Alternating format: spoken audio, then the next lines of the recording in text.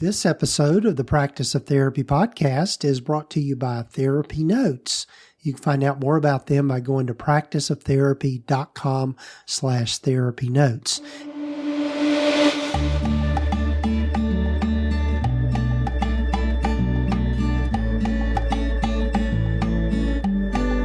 Hello, I'm Gordon Brewer, and welcome to the Practice of Therapy podcast, where we explore the business and clinical sides of running a private practice.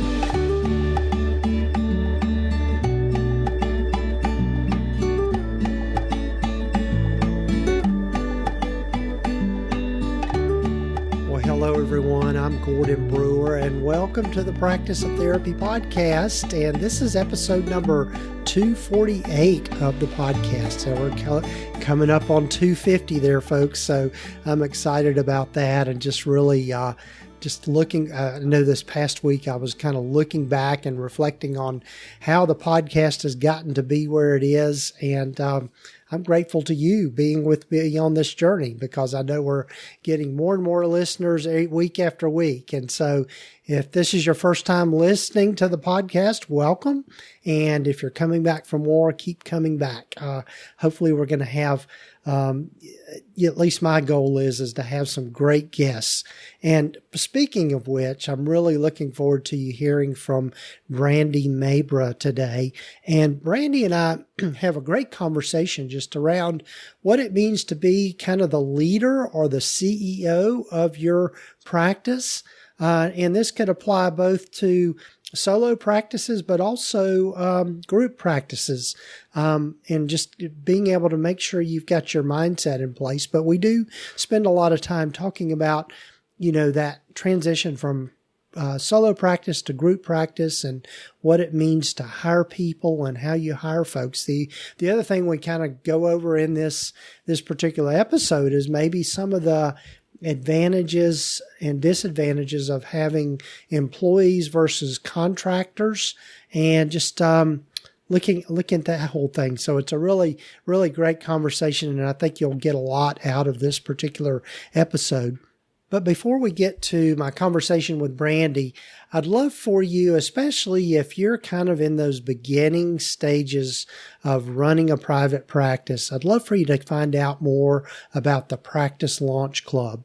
It's an exclusive membership community that I started this year, and it is there to provide you mentorship and guidance and coaching around those beginning stages of running a private practice.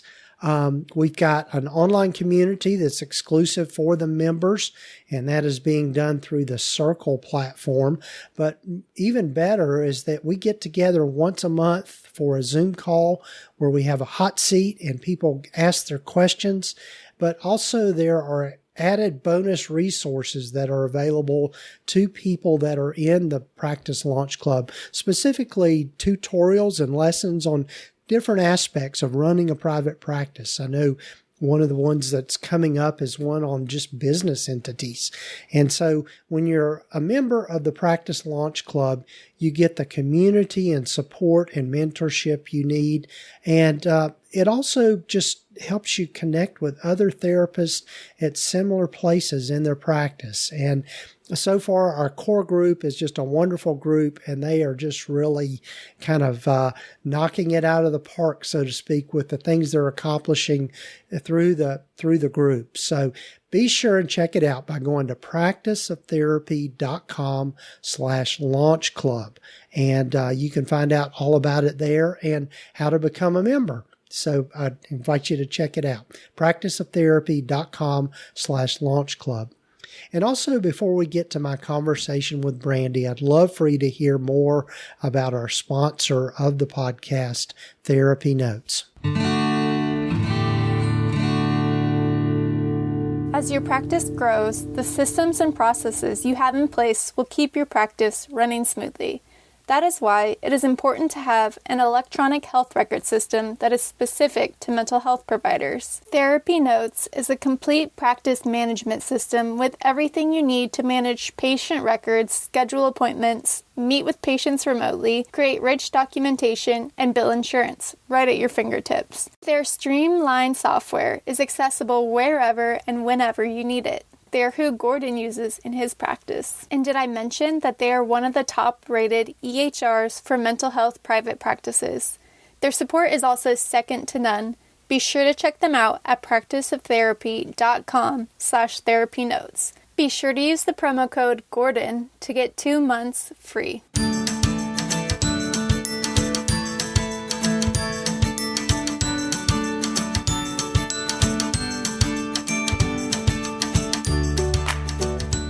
Well, hello, everyone, and welcome again to the podcast. And I'm really happy for you to get to know Brandy Mabra. Brandy, welcome. Thank you so much for having me. I'm excited to be here. Yes, and when Brandy reached out to me and kind of started on the topic of, what does it mean to be the chief executive of your practice, and really kind of having that business mindset around things, I knew this would be something that would be valuable to folks. But Brandy, as I start with everyone, why don't you tell folks a little bit about yourself and how you've landed where you've landed? Yeah. So mine is a winding road. Naturally, I come from a family of healthcare. I have nurses and HR professionals in healthcare. And so it was me that decided to go to school essentially to become an exercise physiologist. And so that clinical experience took me into starting an internship for a cardiology practice that I worked for. So that was in Ohio. I'm originally from Ohio. From that, I moved to North Carolina, and that experience allowed for me to get into a really great career of practice management. And so that's where my practice building journey started 15 plus years ago. And so since then, I have been able to hire hundreds of people, been able to restructure practices, help take practices from losing money to making money, been able to reorganize the operations and workflows, implement a whole lot of EMR systems, and eventually ended up in the C-suite where I was over multiple locations and essentially working with multi-million-dollar practices. So when I first started my business, a lot of the questions I would get asked is, how were you able to get to being in the C-suite?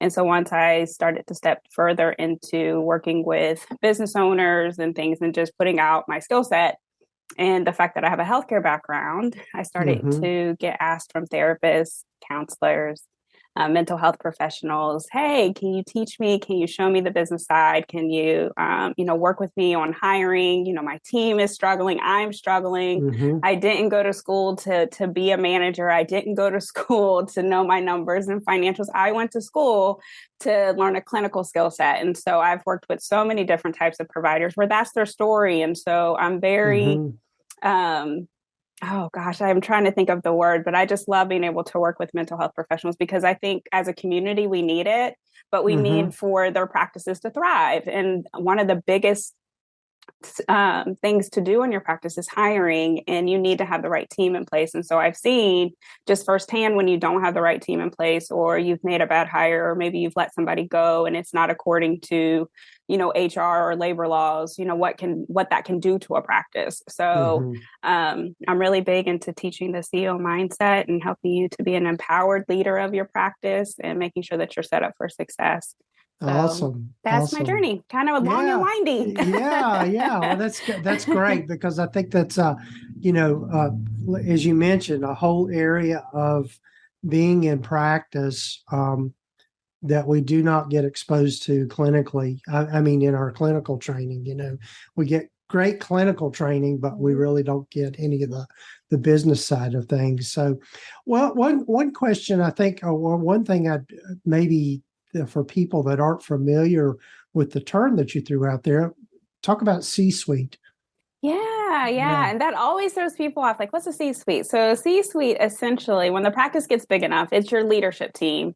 And so that is the chief executive officer. That might be your COO or your chief operating officer, your CFO, so your chief financial officer. And so at every stage, though, within your business building journey, you always have maybe not those specific people, but you always have those business activities happening. And so as the practices grow, you have to start to build more leadership or to have at least that sounding board in order to direct where the practice is going.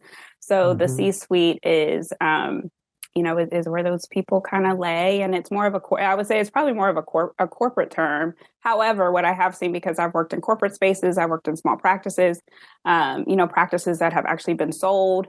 And now they're starting to try to develop, the C-suite. So it's essentially just the leadership for the practice. Right. Yeah. I wanted to make sure people understood that. And I think one of the things that I think a lot of us have trouble with, and I know I've struggled with this as well, is as you grow, is learning to, as a practice owner, learning to kind of offload and do some outsourcing with what you're doing rather than trying to manage it all yourself. So I think that's an important piece as well. Yeah. And it can be one of the more challenging pieces. I find, I work with 7-figure practice owners. I work with multi-6-figure practice owners, and I even work with, 6-figure practice owners as well. And at each stage, it's important for you to start to delegate more tasks. And so how it looks for a 6-figure practice owner compared to a 7-figure practice owner might be different what you're outsourcing, but at every stage it's the same thing. There's going to be something that you want to keep on your plate, or something that there's maybe a fear to get off of your plate. And it keeps you stuck. And so when you want to grow the practice or take the practice to the next level, if you don't delegate, if you don't have the right team in place, if you don't understand the strengths and weaknesses of you and then the strengths and weaknesses of your team, it can definitely halt your growth. So right. It's a challenge. Yeah, I think you're exactly right. So as you have thought about this whole idea, particularly of really kind of embracing kind of the CEO aspect of running a practice, what are the things that you're noticing and coming up with as you work with people? I would say just owning the CEO role. When I think of CEO, I don't think about, stuffy corporate. I think about the fact that you set the tone for when it comes to your practice. And so even if you're in that solo space, how you show up in your practice is essentially what leads to either the success or the failure of the practice, or for the practice to struggle. As you start to add team to it, then it becomes even more important for you to be empowered with making the decisions, understanding what the vision is, understanding what the mission is, knowing where the ship is headed, because you have to bring your team with you. And so whether you're hiring clinicians and providers, or you're hiring admin team, or you're outsourcing, to a billing company, at the end of the day, you always set the tone. So when you own your CEO status, when you're showing up as that chief executive officer, what it says is that this is my practice. How it runs is completely up to me, and I'm going to own that. And so oftentimes what happens, and what I've faced in my own journey, especially building practices and being hired to restructure, and is burnout, because I've gotten tired. In my messaging, I always talk about the early mornings, the late nights, the weekends. And that's because that was my story, trying to, build practices and trying to grow them and trying to make sure that they were profitable, that they were streamlined, the team was engaged, and it can be exhausting. So when you are trying to create something out of nothing, you have to show up knowing that you're not at the mercy of what you're building, but you're truly in control of it, because you always have control for how you respond. You always have control when owning your boundaries. I had to start put boundaries in place for the hours I was working. I'm a mom. So oftentimes I was taking my son to work with me, like on weekends, and he's sitting there coloring and, all the things. And so there was a lot of things I was sacrificing for the sake of the practice. And so I don't want that to be someone else's journey. And so when you own the CEO status, you're basically saying, I'm going to show up, I'm going to take the reins, I'm going to lead, how imperfect that might feel or how imperfect that might look, and not be at the mercy or at the expense of the practice, because you truly have the control. You're the business owner. You can do whatever you want, Right. essentially. So Right. just owning that. Yeah. So. Yeah. One of the things about those of us particularly in the mental health space is that we're typically very, very kind and compassionate kinds of Mhm. people. But the problem becomes is that we can a lot of times not set clear expectations and boundaries with people. Um, it's much different than you can't treat your employees like you do your clients. Yeah. It's a different relationship. So Yeah.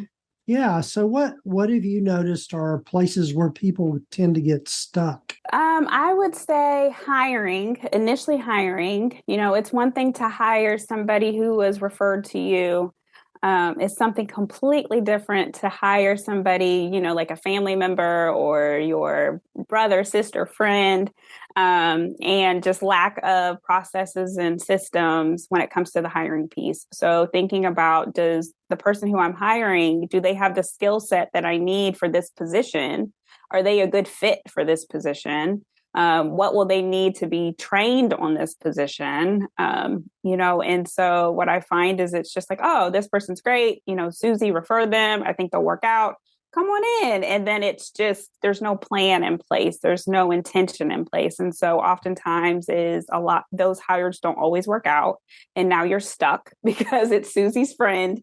And now you're Mm-hmm. in a place of having to have a really difficult conversation, or you're tolerating trying to be nice and coming from a place of service, because you're scared that Susie's going to be mad at you. So those are some of the things that I see. I see where just lack of knowledge when it comes to labor laws. So if you hire, I know a lot of times what I see in the space is definitely the 1099 versus the W-2 Mm-hmm. employee. And so it's easier. I just transferred everybody over to W-2 because I read about it and that sounded like it was a good thing to do.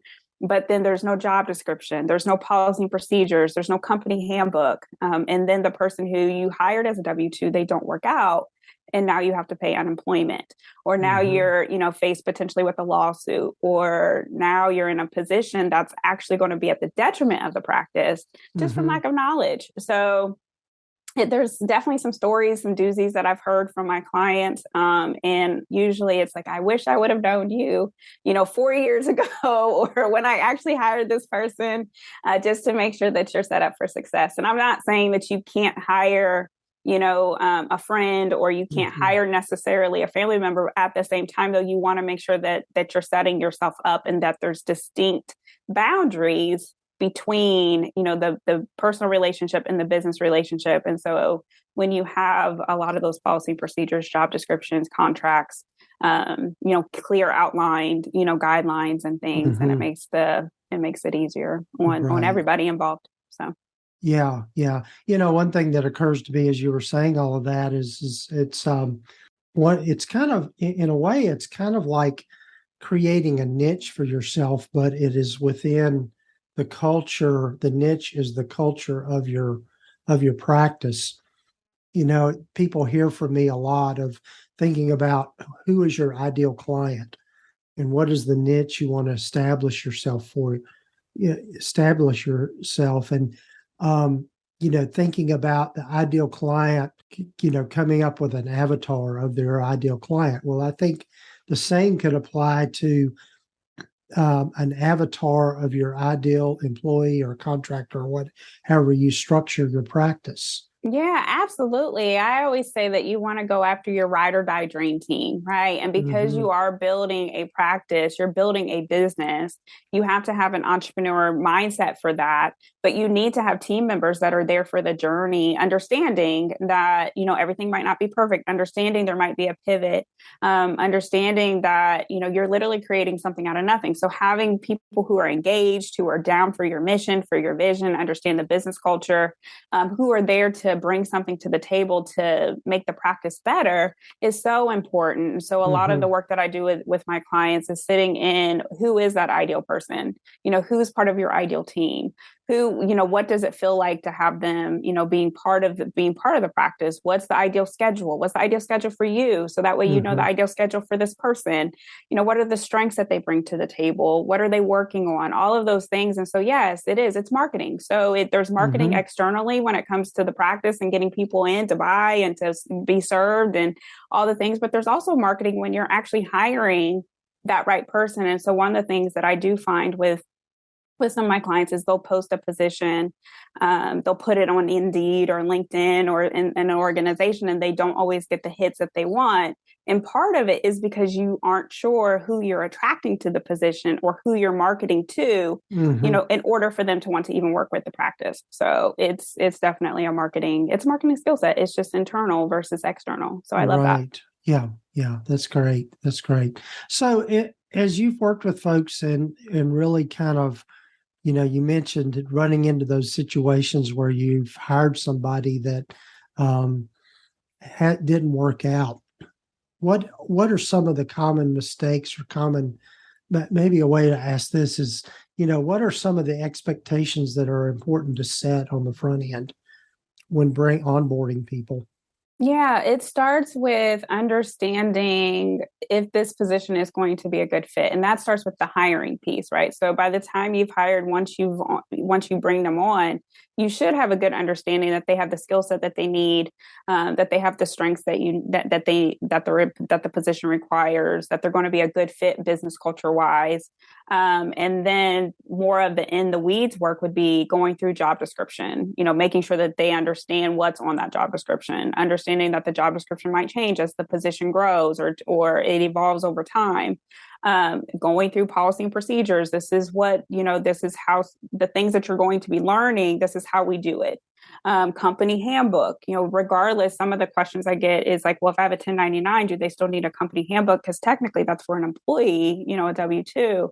Yes, they still need to go through your company handbook, especially if you have a brick and mortar practice. So if you have a dress code policy and procedure and the contractor's dressing one way and the employee is dressing another way, that's company, right? So it's making sure that people understand what is the expectation of the practice, what's the expectation of you, what are their expectations as an employee or a team member, because it goes both ways, and making sure that you have time and scheduled. And the clients that I work with, we always go through what is the onboarding process going to look like? What's the orientation?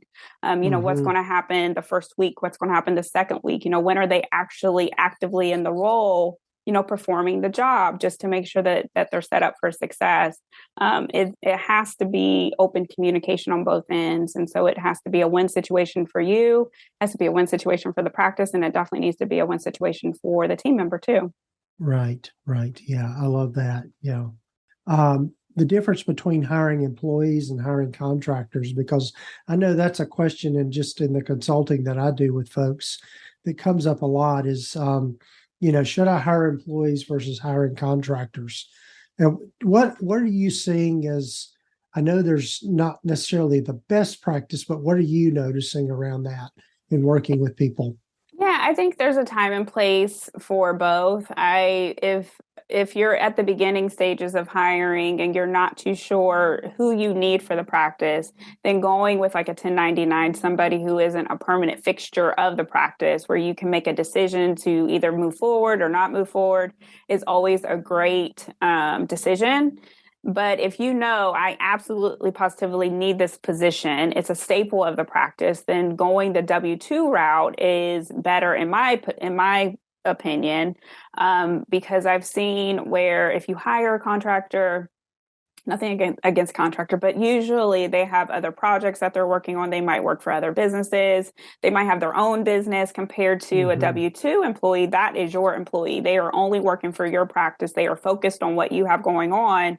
And the mindset is different. The skill sets might be the same, but the mindset is different. And so I often find that when you have a team full of contractors, which I know happens often in the space, some of the frustration is, I'm hosting, team events, or I'm trying to do team meetings, or I'm trying to involve the team more, and people don't show up. The buy-in isn't there. A lot of times they're busy, and it's because they always have their own thing. They're 1099, they can have their own thing going on, compared to a W-2 employee. One of my clients, we talked about this. She has a W-2 provider.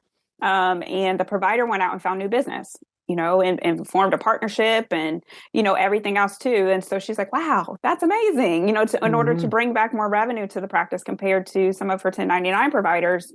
They come in, they might see they might see whoever's on the schedule. It's just a different, mindset. So that's what I find. Right. Yeah. And I think one of the myths around hiring people as contractors is that it's just easier. And I think, as you mentioned, and I've been through this myself in my own practice, is switching from 1099s to W-2 employees.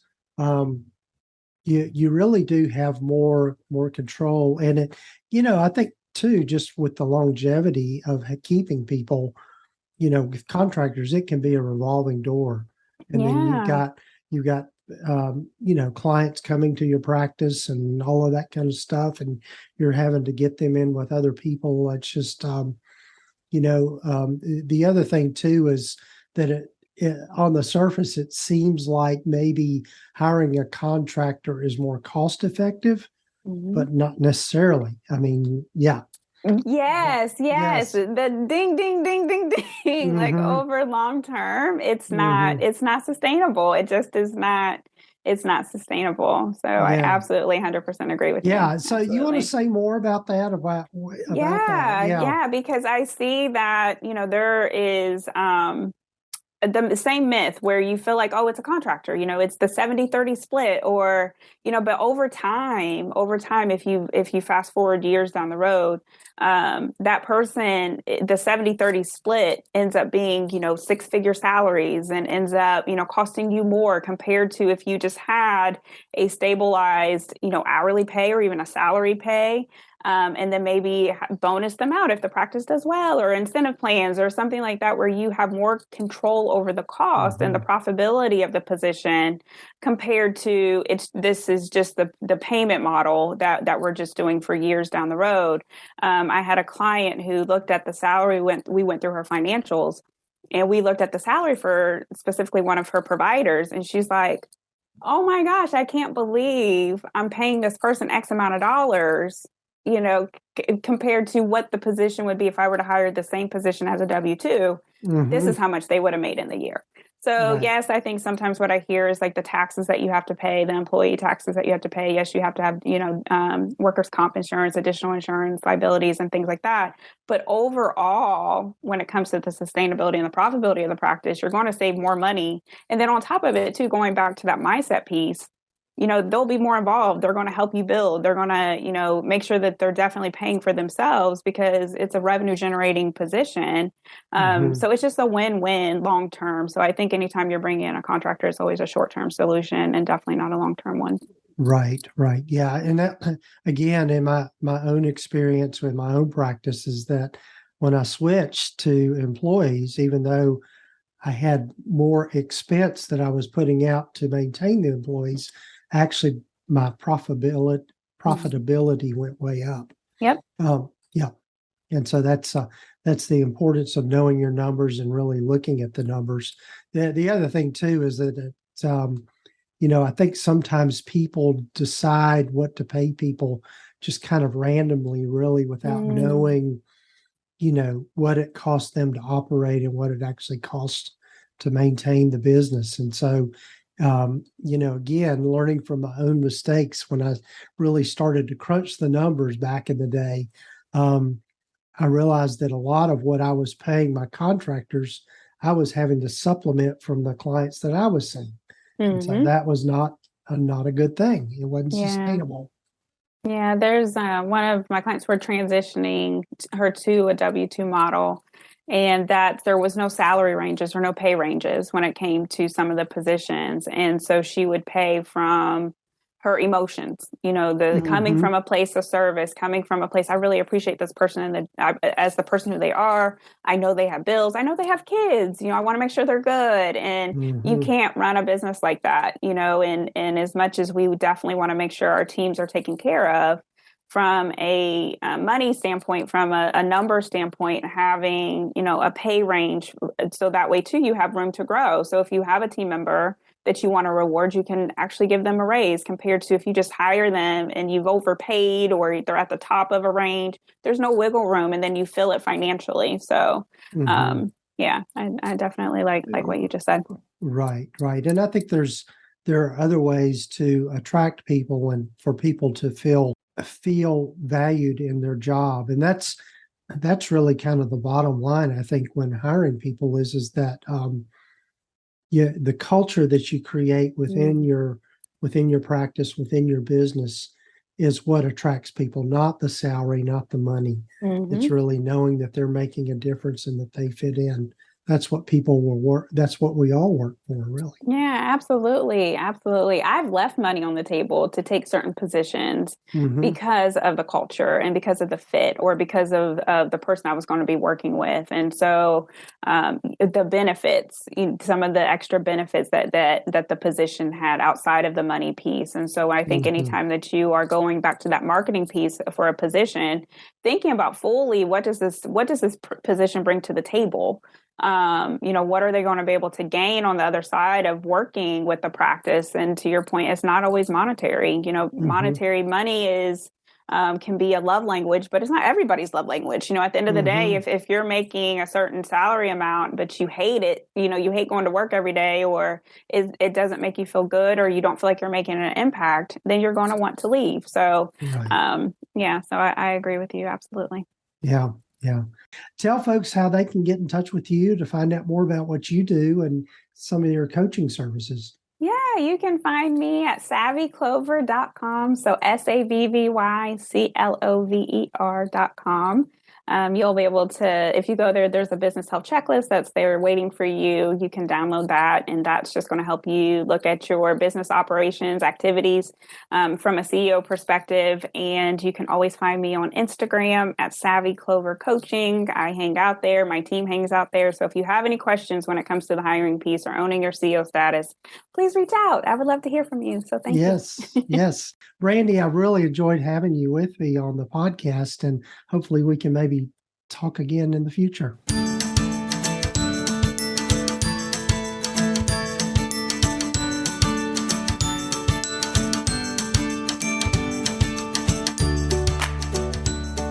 Well, I love these kinds of episodes, especially when we get to talk to folks that are not necessarily specifically in our field, but have a passion for what we do as providers of mental health services and allied health services. And big thanks to Brandy for reaching out to me and sharing her knowledge just around what it means to build a team and what it means to have a good culture within your practice. I think it's something that really kind of separates kind of the leaders in our field from those that maybe struggle a little bit. But anyway, thanks to Brandy, and be sure and check out her things. There'll be links here in the show notes for you to check it out.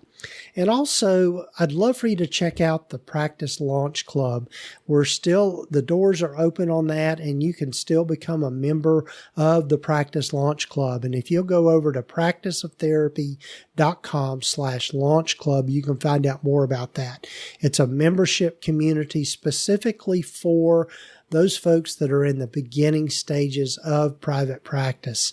And we've got a great group going on right now, and love for you to join in the fun, particularly if you're looking for help of knowing where to focus and how to grow your practice from those beginning stages. And you can find out more about that by going to practiceoftherapy.com/launch club. And also be sure and check out our sponsor of the podcast, TherapyNotes. And you can find out more about them by going to practiceoftherapy.com/therapynotes. And when you go there, be sure and use the promo code just Gordon, GORDON, and you can get 2 months of their services. Try them out for free for 2 months. So be sure and check it out. It's a really, they're who I use in my practice, and they are really a top-notch electronic health record system for mental health providers in private practice.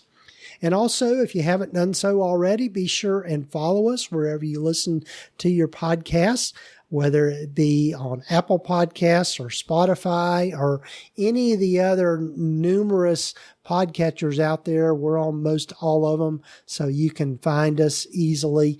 And be sure and leave us a review and a rating. That will just help other folks find us and hopefully be of more help to folks out there. So thank you, folks, for being with me on this journey.